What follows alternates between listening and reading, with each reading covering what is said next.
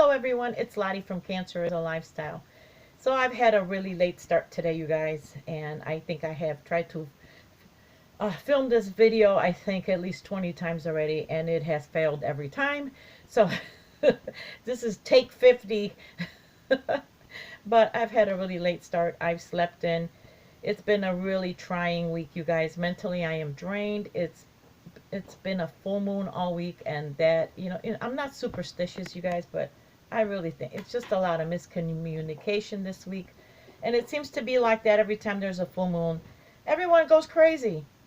So I'm really glad that this weekend is here and we can just unwind. It is going to be a slow day for us here. I've had a late start, and we're going to be bumming around. But anyway, I have been going through my books, and I found a lot of crocheting books that I didn't even know I had.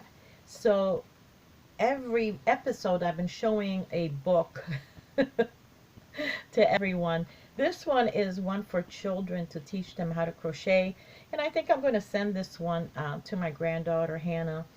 And she does crochet, you guys, but like a lot of young children, they pick it up, they put it down, it doesn't really interest them, and they pick it up again. I was the same way, I didn't pick up crocheting until I was 42 again.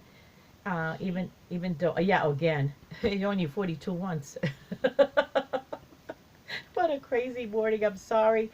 And but I learned when I was a child, but I didn't crochet, so I pick it up until I was 42. So I've always kind of secretly hoped that Hannah would take over the ministry once I'm gone. So you never know. But this today's book is from Leisure Arts, and it is the Cool Stuff Teach Me to Crochet children's book edition. And as you can see, it has some really fun little projects.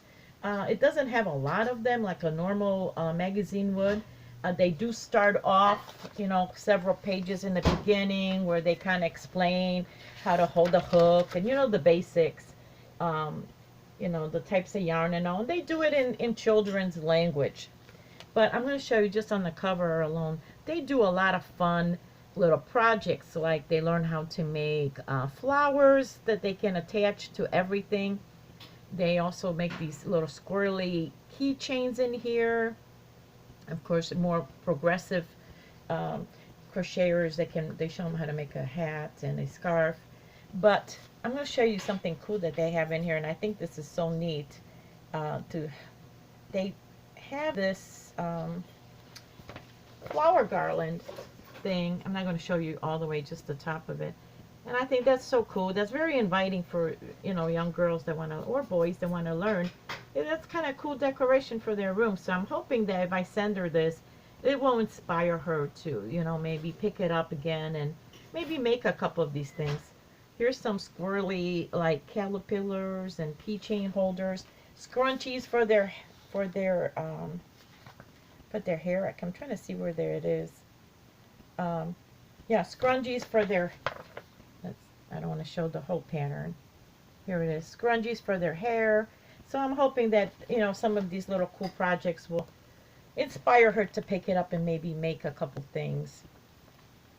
Anyway, so that's my book of the video. I've been telling you guys I was making my 3 baby boy blankets that I am gifting to 3 separate moms. They're all kind of due at the same time, you guys, within the next 2 months or so. And I've wanted to, and I've said this is the year of the boys, it seems. There's a lot of couples having a boy. So I wanted to gift them some baby blankets. So I finished one, and I'm almost done with the second one. And I'm not so sure if I'm going to do a third one. Only because the mom that I want to give it to, she is our security guard at work, and she's kind of disappeared. So I'm thinking that because of the coronavirus that she might be at home, and I might not see her, or she might be on FMLA for her pregnancy. So I'm not sure if I'm going to see her, and then she'll have maternity leave. So she'll be quite, it might be several months, maybe well into the end of summer before I see her again. So I'm kind of debating if I should still make a blanket, but maybe a larger one for, 6 months and older. So I don't know. But at least I know that I don't have to do one immediately. So the very first one that I finished is from, of course, Bag O' Days.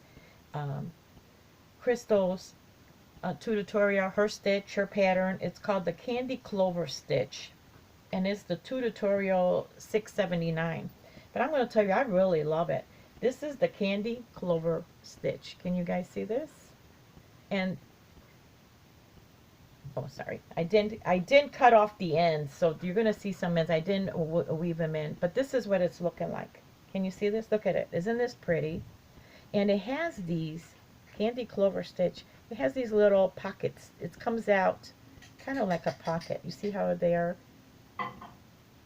Very pretty, very pretty, in the baby blue baby Burnett yarn. And I made it quite large. I finished it. I am not going to give it a border because it has that really nice scalloped edge. Even on the sides here, it's got this nice little, so I'm going to leave it the way it is. You see that? And now the reason I'm showing you these little pockets, because the very next one that I did is very similar to this, but it is a little different. But anyway, here it is. I made it quite large.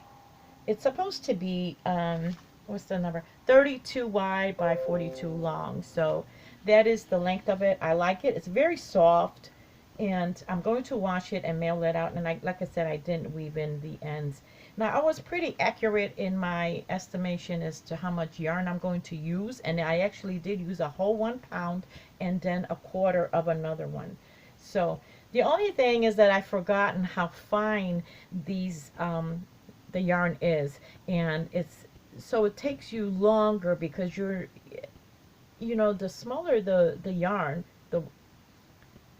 the longer it takes you. You're not really crocheting as fast, or at least I'm not. So this is the Candy Clover Stitch. Really love it, you guys. It's got these little cute little pockets. I'm very happy with it. I think it's very plush, very nice. The only thing is, it's great for gifting, and it's great for donating if you're not donating to a hospital. I want to bring that out, because if you are donating to a hospital, you cannot donate anything that has any kind of gaps. You see that? Because they will not accept it. Or, you know, they're not going to throw out whatever you send them. They'll just send it to another facility that can use it. That's happened many times. It's happened a few times to me where I thought I sent an item that, and instead of them tossing it or anything. So don't ever worry that, you know, oh, they're probably going to throw it out because it's not meeting their regulations. Or they'll just send it to another organization that it doesn't matter. But for the NICU or for the hospital prenatal unit, they will not accept that because of these little gaps. They consider this a safety, where their little fingers can go get hung up and all, so they do not. But for personal projects or other, you know, like charities where for young mothers, unwed mothers or anything, they will definitely accept these kind of stitches and patterns. So the next one I started, but I did not finish it. I'm almost done with it. It's only a 3/4 done. Is the puff shell stitch from, again, Crystal from Bag O' Day, and it's her 664 tutorial. This one is 30 wide and 32 length. And it is almost, I still got it on my crocheting hook because I've been crocheting it.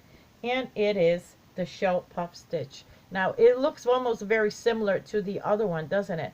Except, like I said, the other one had the pockets. But this one is connected. You see, they don't have pockets. Very similar. Again, you could not send it to a NICU or hospital because of these little gaps. But anywhere else, it is quite. And I think on this one, I am debating whether or not I am going to do a border of a single crochet all the way around. I'm not sure. I think she did, because on the sides, you see where the top and bottom have the scallop there edging, but the sides don't. You see, they're kind of straight. So I don't know. I'm going to see how it looks, because like I said, I am not completely done. Look at this little crocheting hook that I'm using. I think it's a 4. and it seems to be perfect for this little thin yarn. And so this is the shell puff stitch. So I'm going to put them side by side so you guys can see that, you know, at first glance they do look alike or very similar, but then when you put them side by side, you can see the difference in them. Oh, let me see if I can hold that up. You see, here's your clover, and then here's your shell. Does that look the same to you? Oh my goodness, I can't do it. Hold on. Yeah. You see, there's a little bit of difference. This one has that pocket, and this one is just flat. Yeah. So I'm really loving them. I'm almost done. I'm going to wash them, you know, put the ends in, and I'm going to, one's going to be going in the mail, and one is actually going for an HR lady at my work who is pregnant with her very first child, a baby boy. So I don't know which one's going to go to which. I don't think it matters. I love both of them. And yeah, that's going to be my, and that's it. And the third one, I'm still debating because I'm not even sure she's going to come back. I don't know. So I'm going to find out maybe from her manager if she's actually even coming back or not. And then I'll gift her one. If she is, then I'll make one, and it'll be just a little bit later and over the summer maybe. And it will be even larger than this because her baby at that time will be already older and not such a newbie. But anyway, you guys, I am not going to do a video. Tomorrow is Easter. I want to wish all of you a happy Easter. I hope that you will enjoy this time. And even though we are not going to be meeting with our family and friends, you can still FaceTime. You can still message each other and, you know, Skype and do all those wonderful things. You can still call each other. And, you know, like my son and his family, they're just trying to be very creative and what kind of Easter supper they're going to have and a meal. And, you know, because people are basically living out of their pantries, or at least my family is. And we're trying to stay out of, you know, being outdoors as much as possible. And just kind of, you know, and like my mom said, you can look in your pantry and you can make a lot of things. There's food in there that you forgotten you even had that was canned, or, you know, and you can just live off that. It's just that we've become so spoiled that we want to eat what we want to eat. You know, what we're craving. But just to limit the amount of people out there, it'd be great if you could just live out of your pantry and just stay indoors as much as you can. Go in your yard, go for a ride in your car, I guess, but still enjoy your Easter, you guys. I hope you have a wonderful time. You can still gather with people virtually. Well, anyway, you guys, I hope you have a wonderful Sunday. Happy Easter, and I will see you sometime next week. Bye-bye.